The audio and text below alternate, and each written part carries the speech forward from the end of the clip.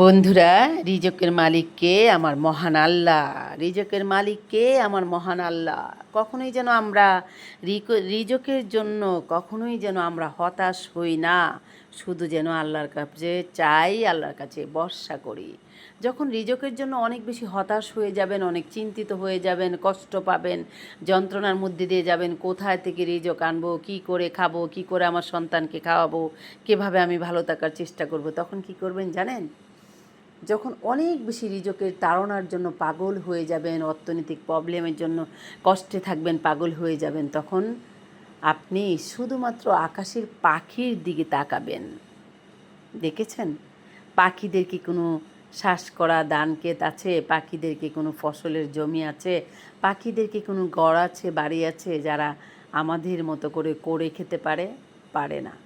তারা শুধুমাত্র তাদের দুটো ডানার উপর ভরসা করে আকাশের বুকের মধ্যে ছুটে চলে, সকাল দিকে উঠে বেরিয়ে যায়, আর যখন রাত্র হয় তখন নিজের বাসস্থানে ফিরে আসে। তখন শুধুমাত্র মহান আল্লাহর উপর ভরসা করে আকাশের বুকে নিজেকে ছুটে ছুটে চলতে থাকে শুধুমাত্র রিজকের আশায়। তাহলে আকাশের বুকে যে পাখিগুলো উড়ে চলে, তাদের রিজকের ব্যবস্থা কে করে দেন? আমার মহান আল্লাহ। তাহলে আমাদের রিজক কি দিবেন না বলেন? অবশ্যই অবশ্যই দিবে। তাহলে প্রত্যেকে জায়গার থেকে একটু শান্ত থাকার চেষ্টা করবেন, আর আল্লাহর কাছে শুকরিয়া আদায় করবেন।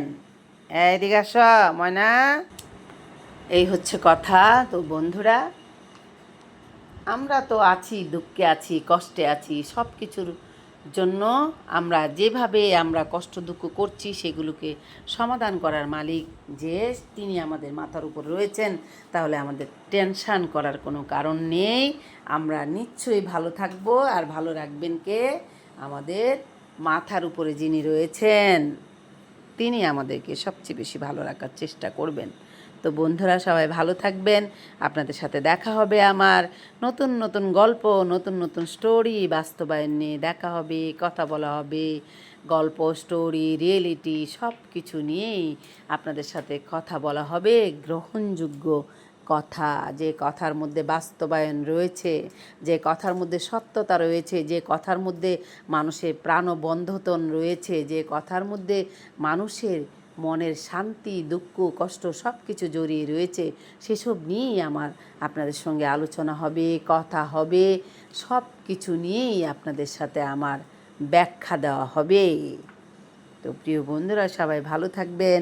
আজ আমি এখান থেকে বিদায় নিচ্ছি। দেশে এবং দেশের বাইরে প্রবাসে যত আমার প্রাণপ্রিয় বন্ধুরা রয়েছেন, আমার কলিজার ভাই ও বোনেরা, সবাই দয়া করে আমার চ্যানেলটা সাবস্ক্রাইব করে দিবেন, আমার পাশে থাকবেন, আমাকে অনেক অনেক বেশি ভালোবাসা দিবেন, সাপোর্ট করবেন। যারা আমাকে সাপোর্ট করছেন তাদেরকে অনেক অনেক ধন্যবাদ এবং ভালোবাসা। আমার প্রাণপ্রিয় বন্ধুরা, সবাই ভালো থাকুন, সেটাই আমি চাই। তাহলে আজ আমি এখান থেকে বিদায় নিচ্ছি। আপনাদের সাথে দেখা হবে আমার অন্য কোনো সময়, নতুন কোনো গল্প নিয়ে। সে পর্যন্ত সবাই ভালো থাকবেন। খোদা হাফিজ। টাটা।